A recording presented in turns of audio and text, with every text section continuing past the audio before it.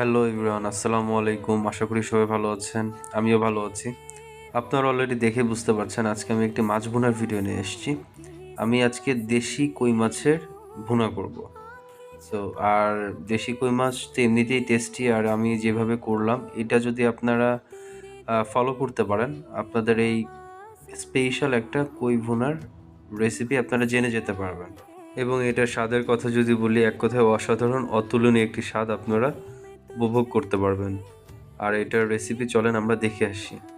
So আমি প্রথমে মাছগুলোকে কেটে ধুয়ে 1 টেবিল চামচের মতো লবণ দিয়ে দিব, এরপর 1 টেবিল চামচের মতো হলুদ দিয়ে দিব, 1 টেবিল চামচেরও কম কাশ্মীরি মরিচের গুঁড়ো দিয়ে একটু তেল অ্যাপ্লাই করব, সরিষার তেলটা। এটা একটা সিক্রেট, আপনারা যদি এই সরিষার তেলটা মাখানোর সময়, মাছ মাখানোর সময় দিয়ে দিতে পারেন, সো আপনার এটা কড়কড়ে একটা ভাজা হয়। এটা আমি শুনেছি, এটা সত্যি কিনা আমি জানি না, বাট আমি আসলে ট্রাই করে দেখেছি, আমারটা মচমচে হয়। তো প্যানটা গরম করে এর মধ্যে সরিষার তেল দিয়ে আমি মাছটাকে ভাজি করছি। আপনারাও ট্রাই করবেন সরিষার তেল দিয়ে ভাজার জন্য, এটা একটা ভালো টেস্ট দেয়। আমি মাছগুলোকে কড়া করে ভেজে নিয়েছি। আমাদের বাসার সবাই কড়া ভাজাই পছন্দ করে। সো ভেজে রাখা অবশিষ্ট যে তেলটুকু ছিল সেগুলো আমি অন্য আরেকটি প্যানে দিয়ে এর মধ্যে পেঁয়াজ দিয়ে আমি এটাকে ভেজে নিয়েছি। তারপরে আমি একটু 1 চামচের মতো রসুন বাটা, পেঁয়াজ বাটা, আদা বাটা এবং 1/2 চামচের মতো জিরা বাটা দিয়ে এবার কষিয়ে নেব। তারপরে আমি একটু হলুদের গুঁড়ো 1 চামচের মতো, কাশ্মীরি মরিচের গুঁড়ো দিয়ে পানি দিয়ে মশলাটাকে ভালোভাবে কষিয়ে নেব। মশলা ভালো মতো কষালে টেস্ট এমনিই ভালো আসবে।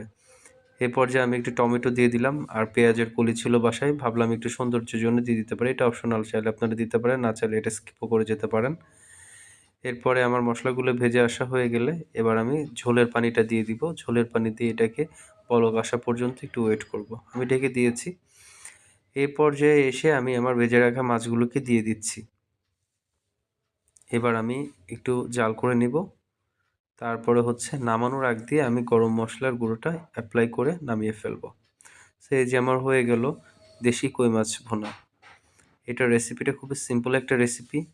অ্যাজ ইউজুয়াল আপনারা সবাই জানেন, এখানে কোনো ট্রিকি কিছু নাই তেমন। সবাই মোটামুটি এটা রান্না করে খায় বাসায়। বাট দেশি কই মাছ এটা একটু ডিফারেন্ট জিনিস। এটা আসলে সহজলভ্য না, সব জায়গায় অ্যাভেলেবেলও না। ভাবলাম আমি এই ভিডিওটা একটু শেয়ার করি। আর এটার টেস্টের কথা যদি আমি বলি, এটা একদমই অন্যরকম একটা স্বাদ। সো আপনারা ট্রাই করে দেখতে পারেন, আশা করি ভালো লাগবে। আজকে এতটুকুই, কথা হবে অন্য কোনো ভিডিওতে। ভালো থাকবেন, আসসালামু আলাইকুম।